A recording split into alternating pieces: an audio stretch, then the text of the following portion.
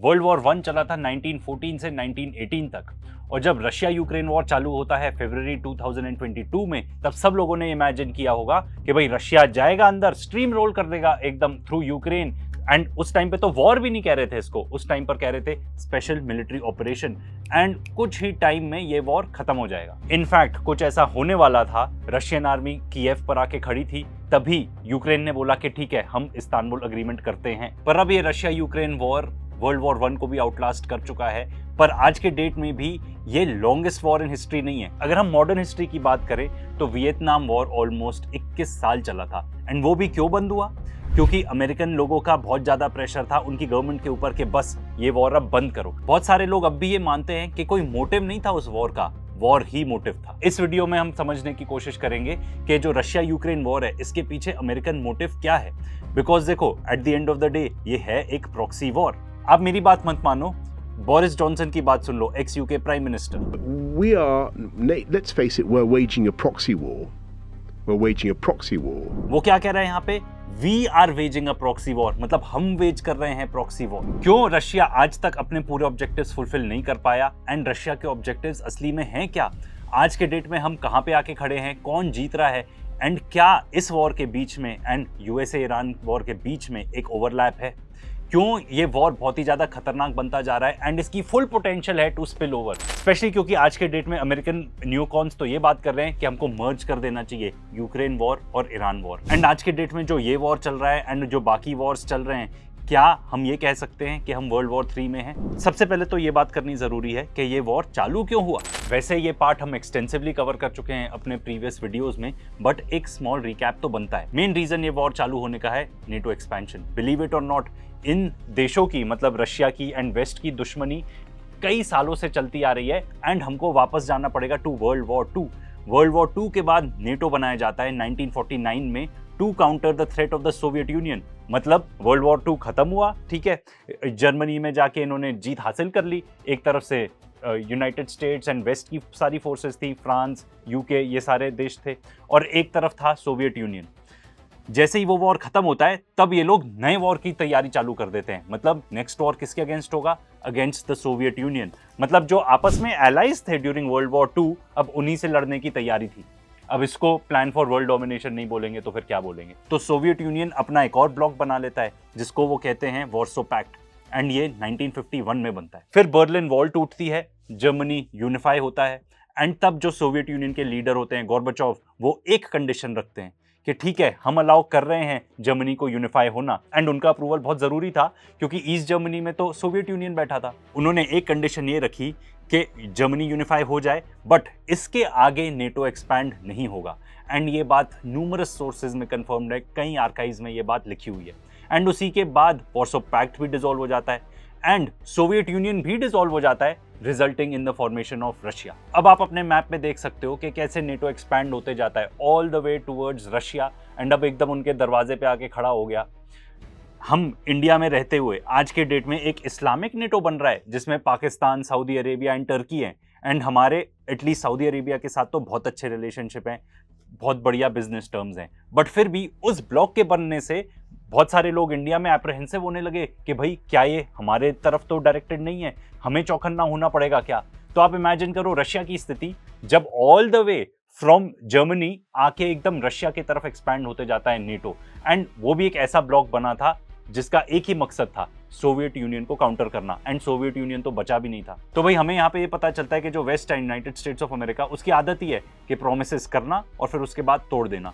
And भाई Iran से better example क्या है? आज के डेट में हम ये बात समझ चुके हैं, but back in the day ये बात थोड़ी सी नहीं थी। फिर उसके बाद 2008 में नेटो मेंबर्स मिलते हैं ब्यूकारेस्ट में, रोमानिया में, और कहते हैं कि भाई नेटो एक्सपैंड होगा, यूक्रेन भी उसके अंदर इन्वॉल्व होगा। एंड रशिया ऑलरेडी क्लियर कर चुका था, कई बार ही क्लियर कर चुका था कि भाई यूक्रेन नेटो का पार्ट नहीं बन सकता, this is a red line for us.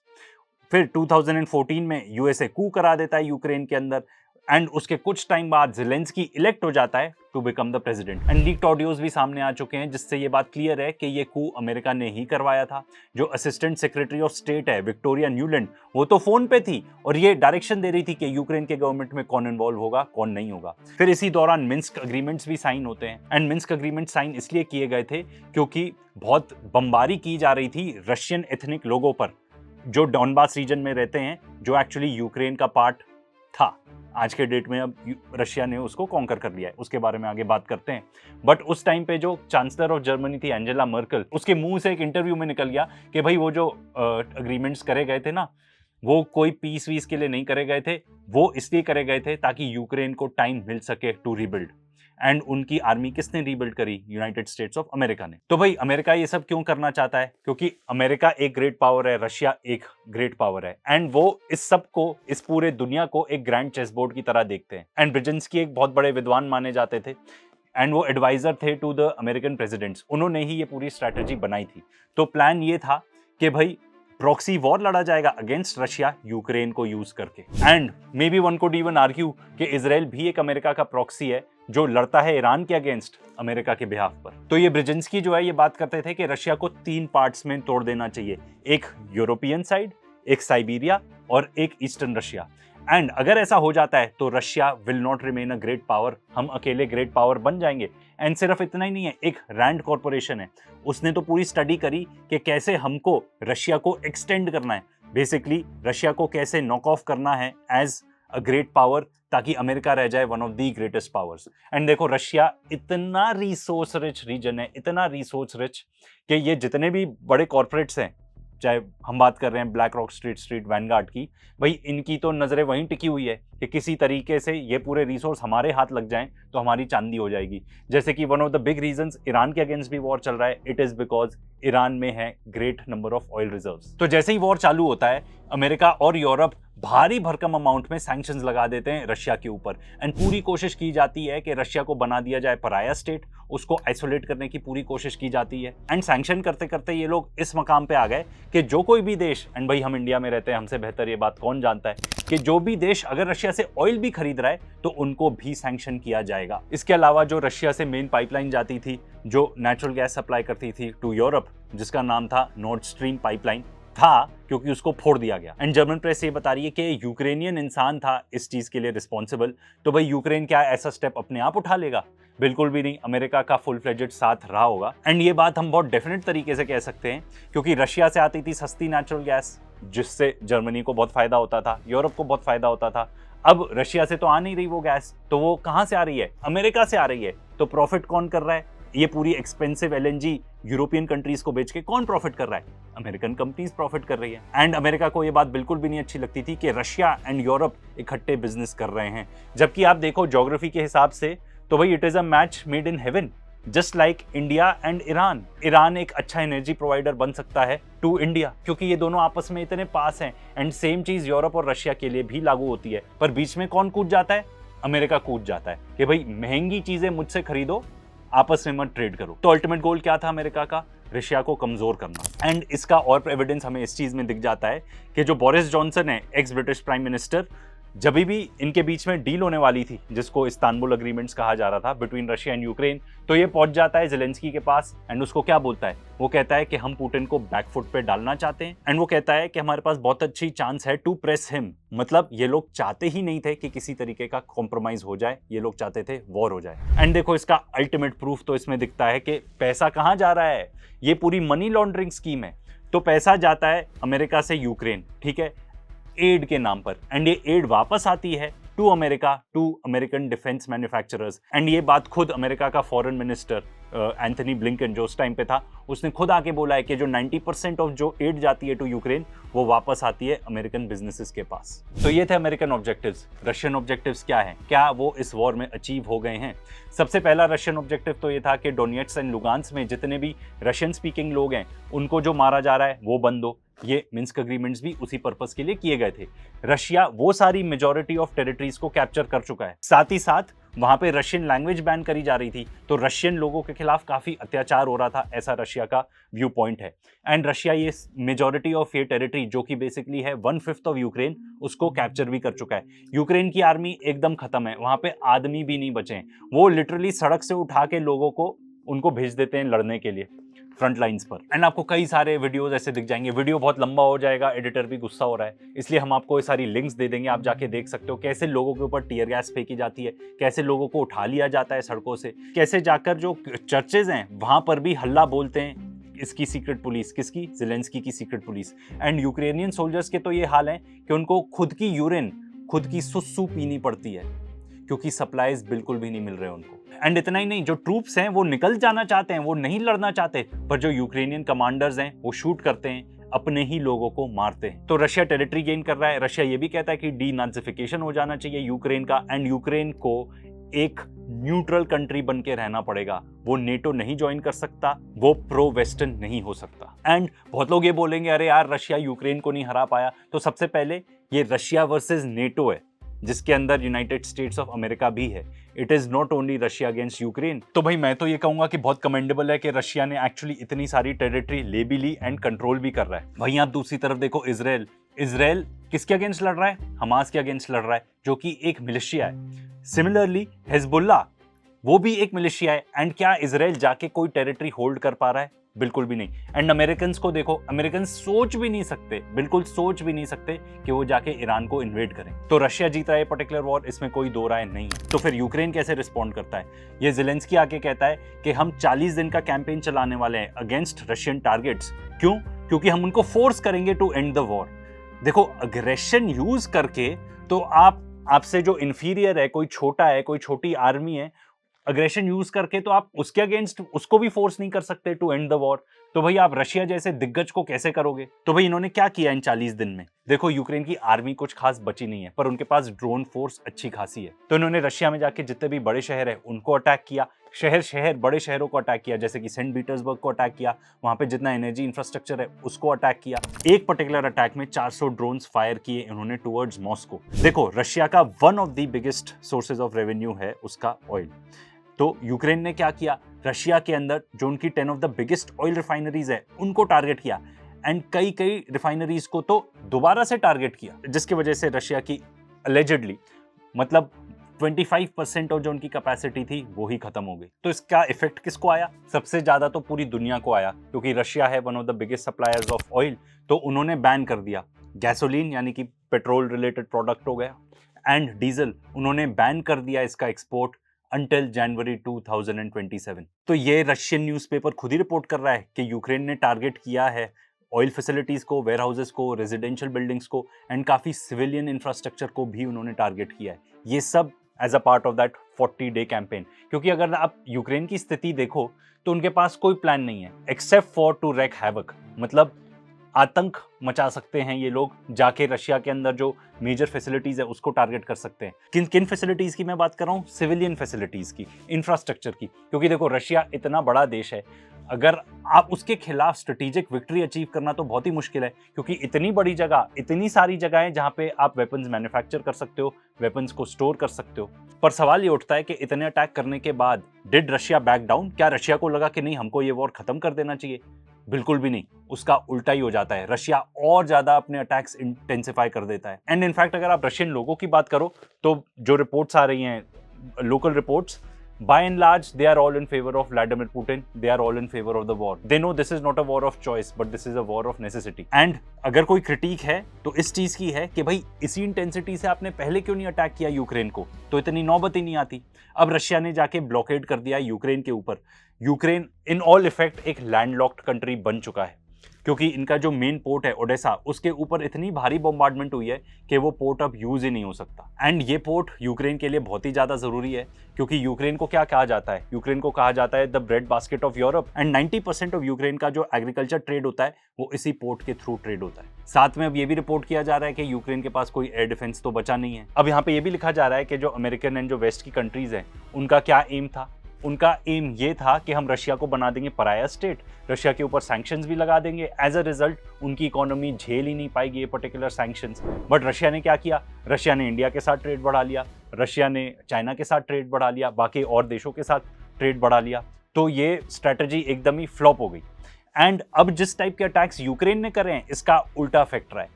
ये बताया जाता है कि जब रशिया में कोई भी बिजनेस एक्सपो लगता है ना, तो सारे देश के लोग रहते हैं वहां पर। इनफैक्ट काफी तो यूरोपियन देश भी रहते हैं उधर, तो उनको कोई फर्क नहीं पड़ा। देखो, जब तक ईरान वॉर नहीं चालू हुआ था ना, तब लोग कहते थे 2 वॉर चल रहे हैं, एक रशिया यूक्रेन वॉर और एक गाजा के अंदर वॉर। पर गाजा के अंदर वो वॉर नहीं है, वो तो एक जेनोसाइड है। वहां पे इंटेंशन ही है कि सिविलियंस को मारा जाए, बच्चों को मारा जाए।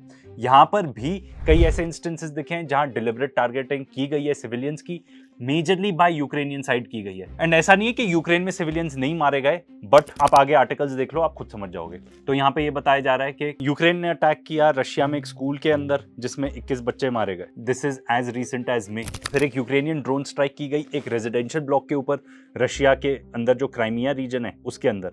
एंड ये Crimea region by the way Russia ने एनेक्स किया था 2014 में। तो यहाँ पे जितने भी लोग रहते हैं, यूक्रेनियंस कहते हैं वो हमारे ही लोग हैं, तो अपने ही लोगों के ऊपर क्यों ऐसे अटैक कर रहे हो। यहाँ पे भी रिपोर्ट किया जा रहा है कि 200 ड्रोन्स रशियन आर्मी ने शूट डाउन किए। फिर ये बताया जा रहा है जुलाई के आखिरी हफ्ते में यूक्रेनियन अटैक्स जो थे उसमें 49 सिविलियंस मारे गए, जिसमें 4 बच्चे थे। एंड ऐसा नहीं है कि रशिया की तरफ से जो अटैक्स हुए उसमें कोई भी सिविलियंस नहीं मारे गए। अब आप ये देखो, रशियन अटैक में 10 लोग मारे गए। एक और इंटरेस्टिंग चीज यहाँ पे ये देखने को मिल रही है, ड्रोन बोट्स का इस्तेमाल किया जा रहा है। कैमिकाजी ड्रोन बोट्स, मतलब कैमिकाजी जो ड्रोन होता है, जैसे कि ईरान भी यूज करता है अपना शहीद ड्रोन।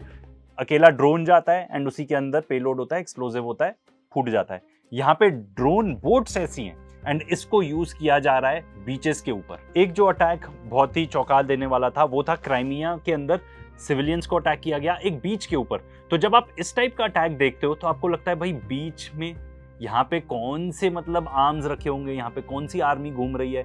जब आप बीच पे जाते हुए टूरिस्ट्स को, उन लोग को टारगेट करते हो। फिर अभी जो हम देख रहे हैं इस वॉर में इंटेंसिटी बहुत ज्यादा बढ़ चुकी है, काफी सिविलियन एरियाज में भी टारगेट हो रहा है। अभी ये जो लेटेस्ट अटैक था जो यूक्रेन ने किया रशिया के ऊपर, 822 ड्रोन्स यूज किए गए, जिसमें 600 मॉस्को के ऊपर यूज किए गए। एंड खास तौर पे टारगेट क्या था, टारगेट था वाइल्डबेरी का वेयरहाउस। वाइल्डबेरी मतलब जैसे कि अमेज़न है अमेरिका का, वैसे वाइल्डबेरी है रशिया का। तो इनके जो वेयर हाउसेज हैं जहाँ पे बहुत सारा सामान रखा रहता है, उसको टारगेट किया गया। अब भाई इससे क्या फायदा हो गया, क्या ये कोई मिलिट्री टारगेट है? ये तो एक लॉजिस्टिक्स हब है, एक वेयर हाउस है। अब ज्यादा से ज्यादा इससे ये होगा कि भाई जो लोगों ने अपना ऑनलाइन ऑर्डर की हुई थी चीजें, वो डिले हो जाएंगी। तो इससे क्या फायदा होता है, मतलब मैं यूक्रेनियन पर्सपेक्टिव से सोच रहा हूँ क्या फायदा है। एंड ऐसा नहीं कि रशिया ने अटैक्स कम किए हों। यहाँ पे बताया जा रहा है कि एक हफ्ते के अंदर रशिया ने लॉन्च किए 1550 drones and 1560 guided aerial bombs and 62 missiles. And to put things into perspective, जब ईरान वॉर चल रहा था तब ईरान ने यूएई के ऊपर वो पूरे महीने भर में ऑलमोस्ट या 40 डेज के अंदर कितने ड्रोन्स एंड मिसाइल्स लॉन्च करे, 378 ballistic missiles and almost 1800 drones.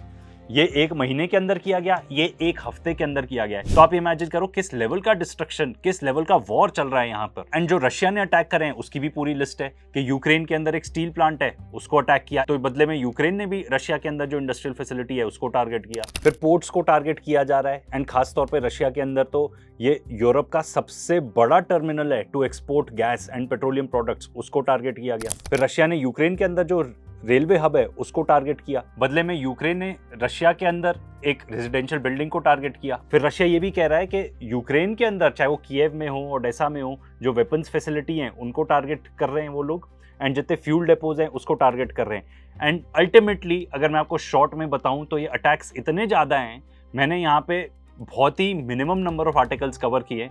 एक दूसरे के जितने भी लॉजिस्टिक्स हैं उसको टारगेट किया जा रहा है, वेपन फैसिलिटीज को टारगेट किया जा रहा है। And you may think I am bias, but मैंने जितने आर्टिकल्स पढ़े मैं उसको देख के बता सकता हूं कि यूक्रेन की तरफ से ज्यादा सिविलियन टारगेट्स को हिट किया गया है रशिया के अंदर। अब देखो, रशिया बहुत बड़ा देश है, उनको फर्क पड़ेगा, पर इतना ज्यादा फर्क नहीं पड़ेगा। अगर यूक्रेन की बात करो तो यूक्रेन एक फंक्शनिंग स्टेट ही नहीं रह जाएगा, यूक्रेन एकदम बर्बाद हो जाएगा, काफी हद तक बर्बाद हो चुका है।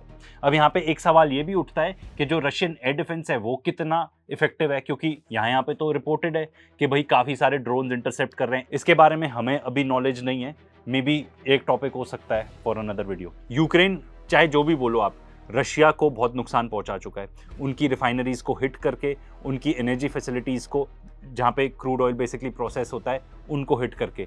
इनफैक्ट अब तो जो कजाकिस्तान से डाइवर्ट करना पड़ रहा है क्रूड ऑयल टू चाइना, क्योंकि रशिया नहीं एक्सपोर्ट कर पा रहा उतना। एंड अब तो वन कुड आर्ग्यू कि रशियन जेट्स के लिए एकदम फ्री फॉर ऑल है, वो लोग जाके आराम से यूक्रेन के एयर स्पेस को पेनिट्रेट कर सकते हैं एंड जो भी लॉजिस्टिक हब जिसको भी वो टारगेट करना चाहते हैं कर सकते हैं। यूक्रेन एज अ कंट्री अगर आप बात करो तो एक्सपर्ट्स बताते हैं कि एक ड्रोन फोर्स बनकर रह गया है, तो ये आपको ये बताता है कि ड्रोन्स कितने डेडली हो चुके हैं आज के डेट में। तो यूक्रेन का क्या जवाब है, वो ये कहते हैं कि भाई हम सारी बैलिस्टिक मिसाइल्स रशिया की डिस्ट्रॉय कर सकते हैं अगर अमेरिका हमको 10% ऑफ पेट्रियट मिसाइल्स जो बनती है उसका सप्लाई हमें दे देगा, तो 10%। अब देखो कितनी बार हम ही आपको वीडियो बना के बता चुके हैं कि जितने भी एयर डिफेंस मिसाइल्स हैं एंड ये पेट्रियट मिसाइल्स जो यूज हो रही थी अगेंस्ट ईरानियन मिसाइल्स बिल्कुल भी इफेक्टिव नहीं थी।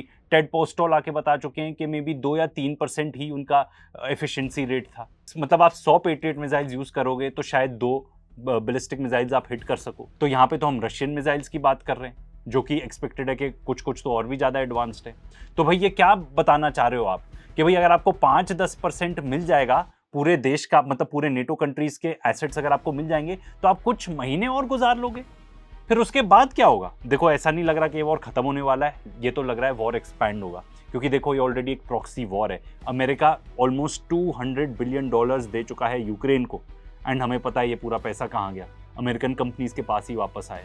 यूएस की पूरी इंटेलिजेंस मिलती है, पूरा टारगेटिंग इंफॉर्मेशन मिलता है वाया सैटेलाइट्स, तब जाके तो यूक्रेन ये वॉर लड़ पाता है। यूनाइटेड किंगडम पैसे भी दे रहा है, ड्रोन्स भी सप्लाई कर रहा है। अब तो जो रशियन एम्बेसी है वो डायरेक्ट थ्रेट दे चुकी है यूनाइटेड किंगडम को कि भाई अगर आप इस तरीके से सप्लाई करते रहोगे ड्रोन्स तो there will be consequences. And आप इनको देखो, जो ब्रिटिश है वो कह रहे हैं कि भाई हम तो 100% सपोर्ट करेंगे यूक्रेन को, बिल्कुल करेंगे, नथिंग हैज चेंज्ड। तो जो प्राइम मिनिस्टर्स हैं वो चेंज हो जाते हैं, ठीक है, इनके खुद के देशों में इतनी ज्यादा प्रॉब्लम है, पर जो वॉर पॉलिसी है वो फिर भी सेम ही रहती है। जर्मनी को देख लो, फ्रांस को देख लो, ये दोनों लार्ज क्वांटिटीज में सप्लाई कर रहे हैं वेपन्स टू यूक्रेन।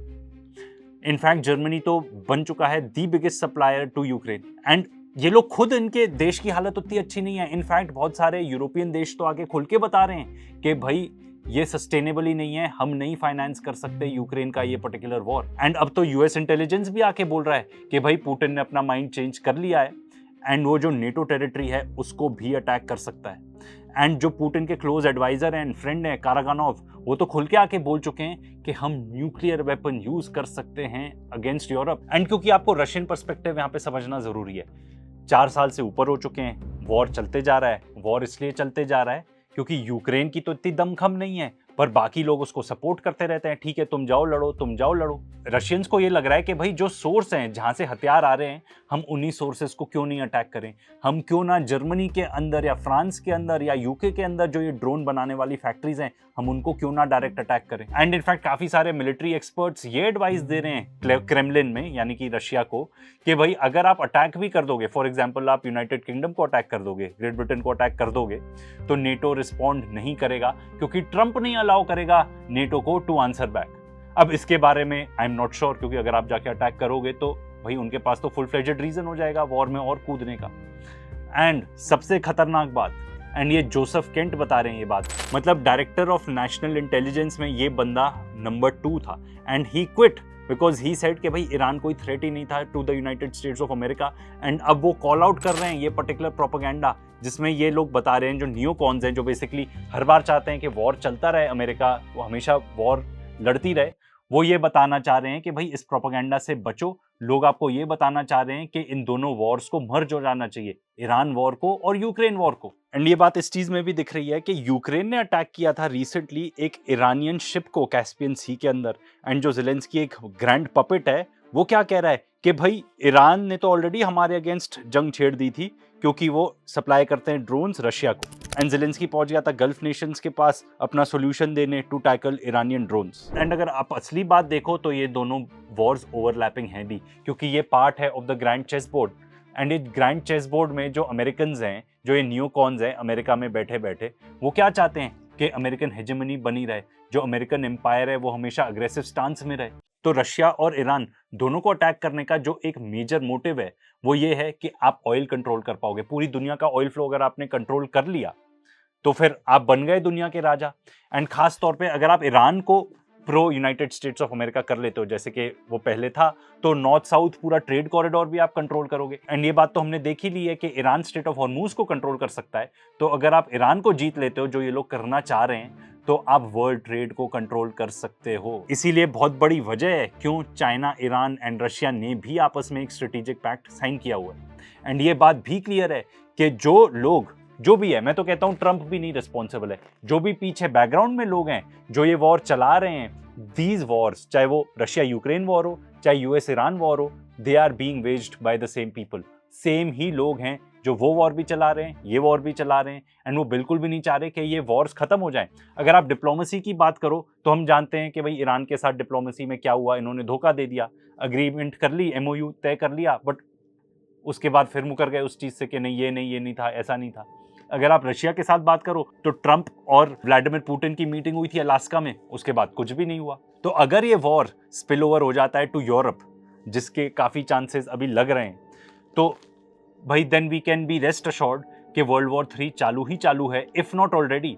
क्योंकि अगर आप देखो, वर्ल्ड वॉर 2 जब चालू हुआ था तब जर्मनी ने पोलैंड को इन्वेड किया था। आज के डेट में तो उससे कई ज्यादा वॉर चल रहे हैं। एंड अगर वर्ल्ड वॉर 3 चालू होता है तो आप देख लो, ऑलरेडी जो अभी वॉर्स चल रहे हैं, जो हेड ऑफ द स्नेक कौन है, यूनाइटेड स्टेट्स ऑफ अमेरिका है। उसके पास ऑलरेडी सप्लाईज इतने कम है कि वो अपने हथियार भी नहीं बना पा रहा, ना उसके जो सेलर्स हैं ऑन सी उनको भी नहीं सपोर्ट कर पा रहा। एंड ये बात भी नॉर्मलाइज हो चुकी है। जो अमेरिकन एक्स पार्लियामेंट मेंबर्स हैं, उनके मतलब एक्स कांग्रेस आप कह लो, वो लोग खुद आके बता रहे हैं कि भाई जो स्ट्रेटेजिक मीटिंग्स होती हैं ईरान वॉर की, उसमें न्यूक्लियर वेपन्स डिस्कस होते हैं, ओपनली डिस्कस होते हैं। एंड हमको एल्बर्ट आइंस्टाइन ने क्या बताया था वर्ल्ड वॉर 3 के बारे में, कि भाई मैं ये नहीं जानता कि वर्ल्ड वॉर 3 किन हथियारों से लड़ा जाएगा, बट मैं ये जरूर जानता हूं कि world war 4 will be fought with sticks and stones.